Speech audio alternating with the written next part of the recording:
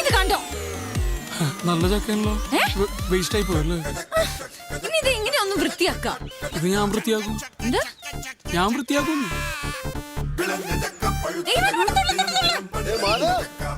കെട്ടികളുടെ കൂടെ അടുക്കളപ്പണിയെ കഴിഞ്ഞാ? ഈവനിങ് പാർട്ടിയുടെ കാര്യം മറക്കണ്ട കേട്ടോ. അന്ന ഇത് കണ്ടോ? നീ തന്നെ വന്ന് വൃത്തിയാക്ക്. ഇങ്ങനെ വൃത്തി നോക്കിയേ മാധവ് കുറെ പെടും. പാവം പ്ലാവിന് അറിയില്ലല്ലോ പ്രിയയുടെ ഈ വൃത്തിയും മെനയും എന്തോ പറയൂല. വെറുതെ തമാശ പറയല്ലേ. എന്താ ഇവിടെ ഒരു വഴക്ക്? എന്താ വഴക്ക്? ഞങ്ങൾ ഇവിടെ ഒരു ചക്ക വീണ കാര്യം പറഞ്ഞതാ. എന്നതാ അച്ചായ? ഓ, ഈ ചക്കയെ ചൊല്ലി ഒരു ഈശാഘോഷം. നീ പോയിക്കോ. ഈശാഘോഷയോ? അതെ, എന്തെങ്കിലും അഭിപ്രായ വ്യത്യാസം ഉണ്ടെങ്കിൽ അസോസിയേഷനിൽ പറയണ സെക്രട്ടറിയോട്. ഇവിടെ എന്താ പ്രശ്നം? ഞങ്ങൾ ഇവിടെ ഒരു ആറ്റം ബോംബ് ഇട്ടാലോ എന്ന് ആലോചിക്കുക. ചേട്ടൻ കൂടുന്നുണ്ടോ? ഈ ബോംബിന്റെ അത്രയൊന്നും വരത്തില്ലല്ലോ അല്ലേ? ആഹാ, ഇതിപ്പോ പറഞ്ഞു വിലക്കാൻ വന്നവനായോ കുറ്റം? നിങ്ങൾ ആ വീട്ടിൽ കുറെ നാളെ വഴക്കൊന്നും ഇല്ലാണ്ടിരിക്കുന്നു. അങ്ങോട്ട് ഓ, ഞാൻ നോക്കിക്കോളാം. ഇതൊരു മനുഷ്യനാണ്. വേറെ പണിയുണ്ട്.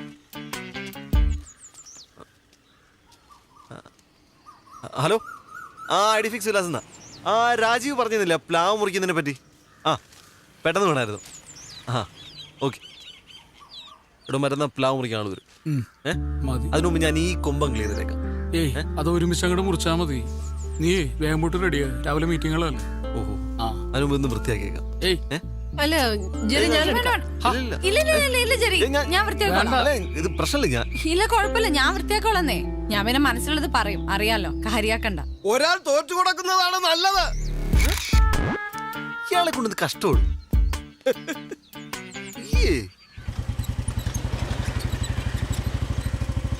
നമസ്കാരം. ഒന്ന് നിന്നേ. നിങ്ങൾ ഭാര്യമാര് തമ്മിലേ ഉള്ളൂ പ്രശ്നം. നിങ്ങൾ തമ്മിൽ കുഴപ്പമൊന്നുമില്ലല്ലോ. ഇങ്ങോട്ട് വന്ന് വാ. ഈ പ്രായത്തിൽ പല്ലൊക്കെ പോയ വരാൻ വലിയ പാടായിരിക്കും. അപ്പൊ ഈ നാവ് കാരണം പല്ലിനാണല്ലോ സാറേ കിടക്ക പൊറുതിയോട്. അയ്യോ, വയസ്സായ കാലത്ത് ചാവാ. അച്ഛനൊക്കെ എന്തൊരു സാമൂഹ്യ ദ്രോഹിയാടാ. നമ്മള് വെറുതെ സംസാരിച്ചോണ്ട് അയാളൊന്ന് പെട്ടെന്ന് വഴക്കാക്കി മാറ്റി. പ്രിയയുടെ വളവളന്നുള്ള സംസാരം കേട്ടാ ആർക്കും വഴക്കാണെന്ന് തോന്നുള്ളൂ. ഞാൻ പ്രിയ കുറ്റം പറയില്ല. പ്രിയ പോലെ ഇത്രയും വൃത്തിയൊക്കെ നോക്കുന്ന ഒരാളിന് ഇത്രയും ചപ്പും ചവറ കാണുമ്പോൾ സ്വാഭാവികമായിട്ടും റിയാക്ട് ചെയ്യൂടാ. ഏട്ടാ സാർ വിളിക്കുന്നുണ്ടല്ലോ. Hello sir.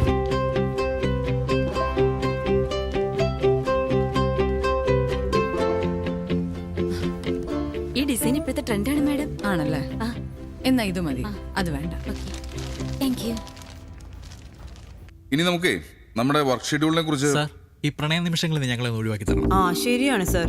ഇപ്പൊ ഞാൻ ആരോട് സംസാരിച്ചാലും അവർക്കൊക്കെ എന്നോട് പ്രണയം തോന്നും. എന്നിട്ട് ആ പ്രേമൊന്നും ഇങ്ങോട്ട് കാണുന്നില്ലല്ലോ. അതൊന്നും പരിപാടി നടക്കൊന്നുമില്ല. നമുക്ക് ഈ പ്രോഗ്രാമൊക്കെ ഒന്ന് റീഷെഡ്യൂൾ ചെയ്താലേ. ഹലോ, ഒരു ഹലോ. എടി, ഞാൻ മീറ്റിംഗില്ല. കാര്യം പറ. ഒരു ഹാപ്പി ന്യൂസ് ഉണ്ട്. പറ നീ. വീട്ടിൽ വന്നിട്ട് പറയാം. ഓക്കെ, ഒരു സർപ്രൈസാ. ഓക്കെ. ഈ തലയിലൊക്കെ നേരം. അതെ, വീട്ടിൽ നിന്ന് തന്നെയായിരുന്നു. ഒന്ന് അത്യാവശ്യമായിട്ട് വീട് വരെ പോണം. എന്തു പറ്റി? പ്രശ്നമൊന്നുമില്ല. എന്താ ഗുഡ് ന്യൂസ് ആണെന്നാ പറഞ്ഞത്. സർപ്രൈസ് ആണ്, വീട്ടിൽ ചെന്നിട്ട് പറയാന്ന് പറഞ്ഞു. സർപ്രൈസ്, ഗുഡ് ന്യൂസ്, 5 മാസം. അപ്പോ എന്തായിരിക്കും? വേറെ നല്ല ജോലിയെല്ലാം കിട്ടിയിട്ടുണ്ടാവും. അവനൊരു കൊച്ചുണ്ടാവാൻ പോവാന്ന്. ആണോ? എന്തേ, വല്ല ഡൗട്ട് ഉണ്ടോ? കൺഗ്രാറ്റ്സ്. പെട്ടെന്നല്ലേ ഞാൻ പറയണോ? അല്ലല്ല, ഇവിടെ കുറെ കാര്യങ്ങൾ തീരുമാനിക്കാനുണ്ട്. ഇയാളോട് ഞാൻ ഓട്ടോ പിടിച്ചു വന്നോളാം. ശരി. ജെറി, ചെലവ് വേണേ. ആദ്യം വരവുണ്ടാവട്ടെ, എന്നിട്ടല്ലേ ചെലവ്, അല്ലേ? പെട്ടെന്ന് ആയിക്കോ, താമസിക്കണ്ട. സാറിന് കല്യാണം എത്ര വർഷമായി? കഷ്ടം. ഇവിടെ ഇപ്പം എന്തിനാ മീറ്റിംഗ് കിടക്കണ? പൊടിയുണ്ട് ഇവിടെ ഒക്കെ അല്ലേ, തുടക്കണം.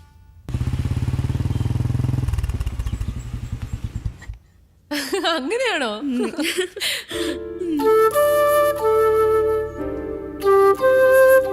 ഹലോ, നമസ്തേ. നിറഞ്ഞ മനസ്സോടെയാണ് ഞാനിവിടെ നിൽക്കുന്നത്. ചേടാ, അളിയനും ഭാര്യയൊക്കെ ആദ്യമായിട്ട് വരുമല്ലോ. ഒരു ഓളം ഉത്സവമൊക്കെ വേണ്ടേ? അല്ലൂടി പിന്നല്ലയോ. അന്ന് നിങ്ങളുടെ ആ ഒളിച്ചോട്ടേ. അതിനുശേഷം ഇന്ന് ഇച്ചായനെ ഈ ഒരു മൂടി കാണുന്നേ. പറഞ്ഞില്ലായിരുന്നു, എപ്പോഴും ടെൻഷനായിരുന്നു. എല്ലാരോടും ചുമ്മാ തന്നെ ഷൗട്ടിങ്ങാ. മൊത്തത്തിൽ ആളങ്ങ് ഡള്ളായി. ദീപി ഷൂട്ട് ചെയ്ത് ഹോസ്പിറ്റലിലും കടന്നു ഒരു ദിവസം. ആണോ? ആ, നീ വെറുതെ അവരുടെ ബി പി കൂടെ കൂട്ടാതെ. നിന്റെ കൊളീഗ് ഇപ്പൊ ട്രാൻസ്ഫർ ആയ എബിയില്ലേ, പുള്ളിക്കാരൻ പറഞ്ഞ കാര്യങ്ങളൊക്കെ അറിഞ്ഞത്, വില്ല വാങ്ങിയതും നന്നായിട്ട് സെറ്റിലായതും ആകെ അങ്ങ് സന്തോഷമായി. ഇനി ഒരു സത്യം പറയാം, ആ കെട്ട നാറി പന്ന പെരട്ട കച്ചട താടിക്കാരൻ, സോറി മോളെ, അവന്റെ കയ്യിലാണ് ഞാൻ ഇവിടെ പിടിച്ചു കൊടുത്തതെങ്കിലും ഒന്ന് ആലോചിച്ച് നോക്ക്. ഇതെന്റെ അളിയനാണെന്ന് പറഞ്ഞ് ആ എച്ചി കണക്ക് പറയുന്നവനെ ആർക്കെങ്കിലും പരിചയപ്പെടുത്തി കൊടുക്കാൻ പറ്റുമോ? അയ്യേ, ഇത്രയൊക്കെ സ്തുതിച്ചിട്ടും കല്ലുപോലെ നിൽക്കുന്ന കണ്ടില്ലേ? വാ തുറന്ന് എന്തെങ്കിലും പറയണിയാ. എൻ്റെ റിലേറ്റീവ്സ് ഒക്കെ മുംബൈയിലാ. ഇവളുടെ ആണെങ്കിൽ ഇപ്പോൾ ഇങ്ങനെയും. ഞങ്ങളാകെ ഒരു ഒറ്റപ്പെട്ട ഫീലായിരുന്നു. ഇത്രയും പെട്ടെന്ന് ഇങ്ങനെ ഒരു റിയൂണിയൻ ഞാൻ ഒരിക്കലും പ്രതീക്ഷിച്ചില്ല. ഞങ്ങൾ ഇതിപ്പോ ചെറി പറഞ്ഞതുപോലെ റീയൂണിയൻ ദിവസമാണ്. നമ്മൾ വീട് വരെ ഒന്ന് പോകുന്നു, അമ്മച്ചി ഒന്ന് കാണുന്നു, തിരിച്ചു വരുന്നു. അയ്യോ അല്ല, മാധവും ഇവളെല്ലാം പറഞ്ഞു വേഗം തിരിച്ചു വരാന്നേ. അവിടെ എല്ലാരും കാത്തിരിക്ക. ആ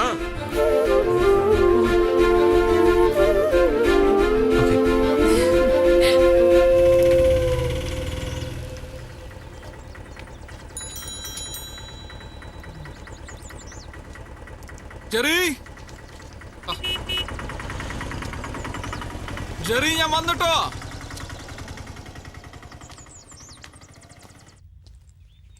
പ്രിയ, ആ നീ റെഡിയായോ? ആ, ഒരു മിനിറ്റ് പോലും ലേറ്റ് ആക്കണ്ടെന്ന് വിചാരിച്ചു. ഇതാ നോക്കിയേ, അന്നയ്ക്കൊരു ചുരിദാറ്, ജെറിക്കൊരു ഷർട്ട്. അന്ന നിന്നോട് പ്രത്യേകിച്ച് എന്തെങ്കിലും പറഞ്ഞിട്ടുണ്ടായിരുന്നോ? ഇല്ലല്ലോ, എന്തേ? എന്നിട്ട് അവൾ എൻ്റെ അടുത്ത് ഒന്നും പറഞ്ഞില്ലല്ലോ. ഇനി നീ ഇത് പോയി ചോദിക്കാനും നിൽക്കണ്ട കേട്ടോ. ചിലപ്പോ എല്ലാവരുടെ മുമ്പിൽ വെച്ച് അങ്ങനെ അനൗൺസ് ചെയ്യാൻ വേണ്ടിയിട്ടായിരിക്കും. ചുമ്മാ ചുമ്മാതല്ല, അത് വരച്ചിട്ടാ.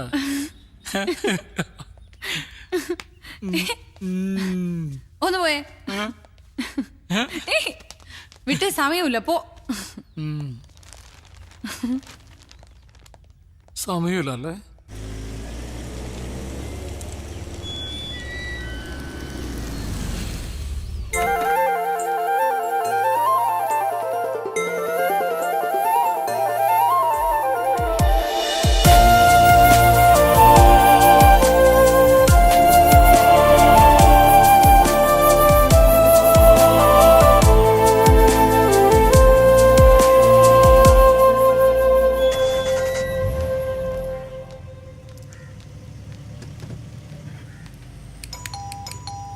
അന്ന,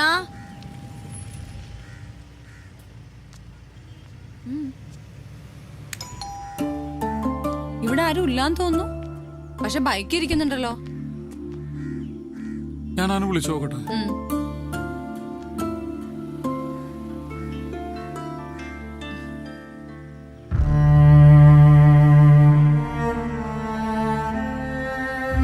ഇനി ഹോസ്പിറ്റലിൽ എങ്ങാനും പോയിട്ടുണ്ടാവും. എങ്കിൽ നമ്മളോട് പറയില്ലേ?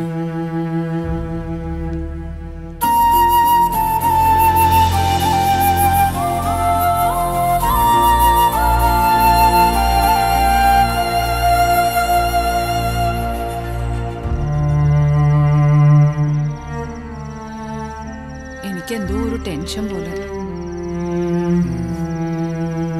ഞാൻ ഒരു കാര്യം ചെയ്യാം, ഞാൻ അബുവിനെ വിളിച്ച് ചോദിക്കാം.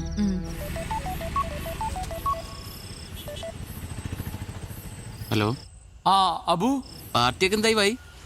ജെറി നിന്നെ വിളിച്ചോ? ഇല്ല, നിങ്ങൾ ഒരുമിച്ചല്ലേ? വിളിച്ചിട്ടില്ല അബുവിനെ.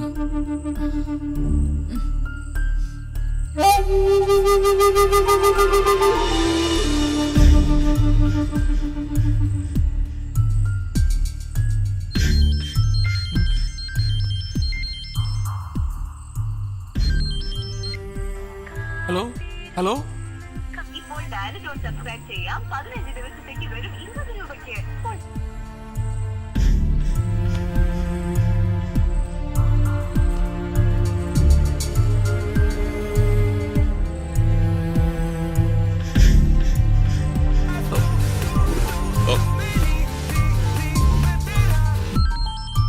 ജെറിയാണ് സ്പീക്കറിൽ സ്പീക്കറിലിട്. ഹലോ എവിടെയാടാ മനുഷ്യൻ വെറുതെ ടെൻഷൻ അടിച്ചാകെ? ജെറി ഹോസ്പിറ്റലാണോ? അവക്ക് എങ്ങനെയുണ്ട്? ഒന്ന് പോകുമ്പോ ഒന്ന് പറഞ്ഞിട്ട് പോയിക്കൂടെ ജെറി? എടാ ഞാനിവിടെ അന്നേരം വീട്ടിലാ. ജെറി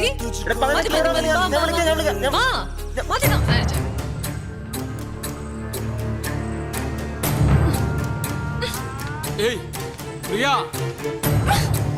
ഒരു ഗിഫ്റ്റ്. ഏയ് അതിനെ നശിപ്പിക്കണ്ട, വേറെ ആർക്കെങ്കിലും കൊടുക്കാം. ഒരു കാര്യം ചെയ്യ്, ഡ്രസ് ചെയ്തല്ലേ, നമുക്ക് പുറത്തു പോയിട്ട് ഭക്ഷണം കഴിക്കാം. പിന്നെ വേണ്ട, ഇനി അവിടെ ചെല്ലുമ്പോ റെസ്റ്റോറന്റും ഉണ്ടാവില്ല, വല്ല ബന്ധു വീട്ടിലും പോയി കാണും. ഏയ് പ്രിയ,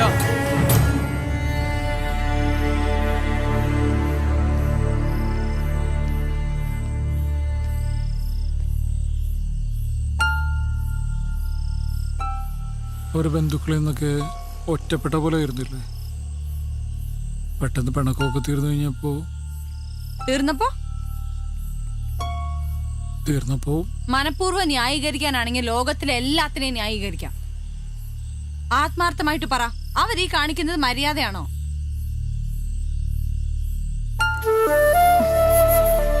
നല്ല ഹോസ്പിറ്റലിൽ പോയിരിക്കുന്നു, ടെൻഷൻ അടിച്ചിട്ടിരിക്കുമ്പോഴാ അവര് ഈ കൊമ്പ്. എത്ര ദിവസമായി ഞാനിതൊന്ന് മുറിക്കാൻ പറയണു, അനങ്ങുന്നില്ലല്ലോ.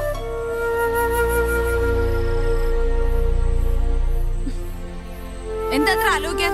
ഞാൻ ചോദിച്ചതിന് മറുപടി പറ. അവർ ഈ ചെയ്തത് ശരിയാണോ തെറ്റാണോ? ശരിയാണോ തെറ്റാണോ?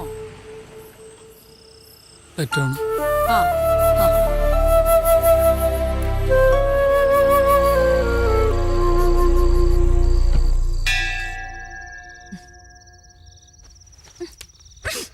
അവിടെ കിടന്ന് അടിക്കട്ടെ, തുറക്കണ്ട. ശരി മാധവോ, ഓ ഞങ്ങളാ. അതുകൊണ്ട്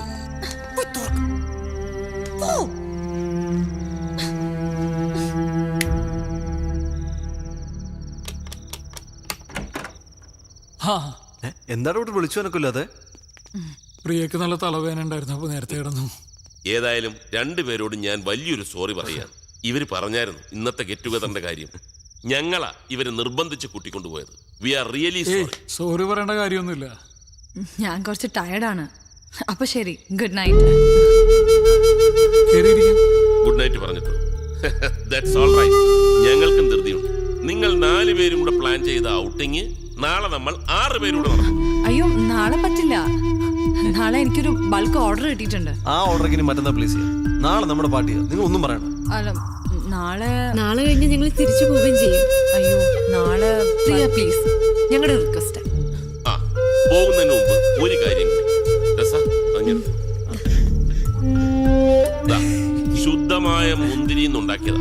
അളിയനൊരെണ്ണം കൊടുത്തിട്ടുണ്ട്, ഒരെണ്ണം മാധവൻ.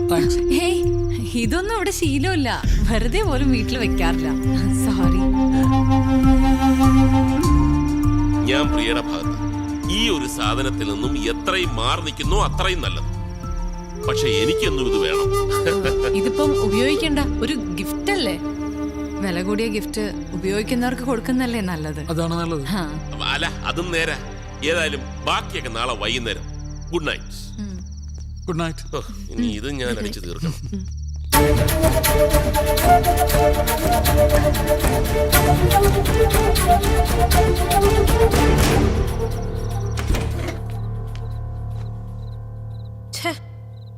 നമ്മളെ വല്ലാതെ കൊച്ചാക്കി. ഉറപ്പാ ഇച്ചാനും ടെസ്റ്റേച്ചിക്കും ഒക്കെ വല്ലാതായി കാണും. പ്രിയ സ്വന്തം സിസ്റ്ററിനെ പോലെയാണ്. മാധവൻ എന്ന് വെച്ചാൽ 2 ശരീരവും ഒരു മനസ്സുമാണെന്ന് പറഞ്ഞ് ശ്വാസം വിട്ടില്ല. അപ്പോഴത്തേക്കും അല്ല, നമ്മളൊന്ന് പറഞ്ഞിട്ട് പോകണ്ടായിരുന്നു എന്നാ. എന്തിന്? ഇതിപ്പോ നമ്മളെക്കാൾ കൂടുതൽ സന്തോഷിക്കുക അവരായിരിക്കും. അങ്ങനെയല്ലേ നമ്മൾ വിചാരിച്ചേ. ഇച്ചാനാണെങ്കിൽ സോറിയും പറഞ്ഞു. ഒരു ഗിഫ്റ്റ് കൊടുക്കുമ്പോ അതിപ്പോ എന്തായാലും റിജക്ട് ചെയ്യുന്നതിനേക്കാളും വലിയൊരു ഇൻസൾട്ട് വേറെ ഇല്ല. ഉപയോഗിക്കാത്ത ഒരാള്. അത് പോട്ടെ, വിട്ടേക്ക്. വെറുതെ എന്തിനാ ആവശ്യമില്ലാതെ. എന്റെ മനസ്സിൽ നിന്ന് അത്ര പെട്ടെന്ന് മാഞ്ഞു പോകത്തില്ല. പിന്നെന്തുവായിരുന്നു ഇന്ന് രാവിലത്തെ ആവശ്യം? 2 പ്ലാവല അങ്ങോട്ട് വീണെന്നും പറഞ്ഞോണ്ട് ഒരുമാതിരി.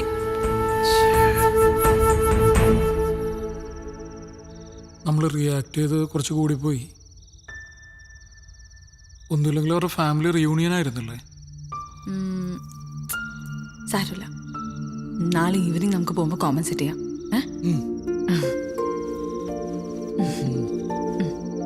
പിന്നെ ചെന്നാൽ ഉടനെ ഇൻവിറ്റേഷൻ അയക്കും.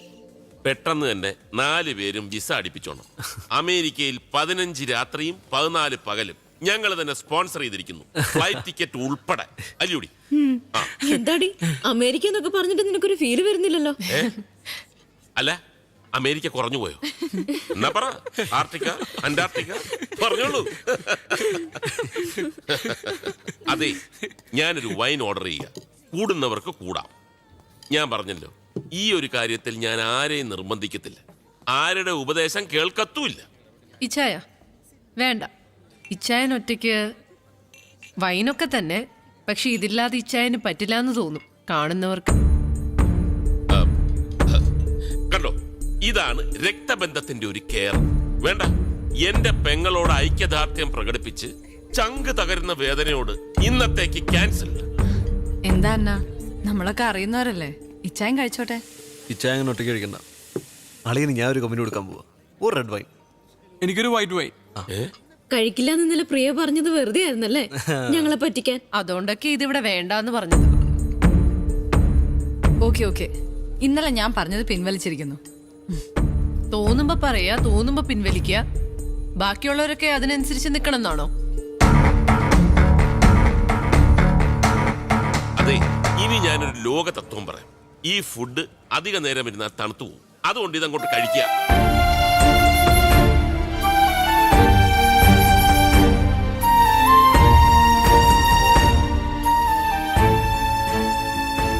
So Jerian Madhav signing off from hello namaste. നാളെ നമുക്ക് വീണ്ടും ഹലോ നമസ്തേയിൽ കേൾക്കാം. എന്താടാ, എന്തു പറ്റി? എന്തൊരു മിസ്സിംഗ് പോലെ? ഏയ് കുഴപ്പമൊന്നുമില്ലല്ലോ. ഷോയ്ക്ക് എന്തെങ്കിലും പ്രശ്നം ഉണ്ടായിരുന്നു? അല്ല, വല്ലാതെ മെക്കാനിക്കലായിട്ട് അങ്ങ് ചെയ്ത പോലെ. ഏയ് അത് സാറിന് തോന്നിയതായിരിക്കും. ഒരു മിനിറ്റ്. ശരി.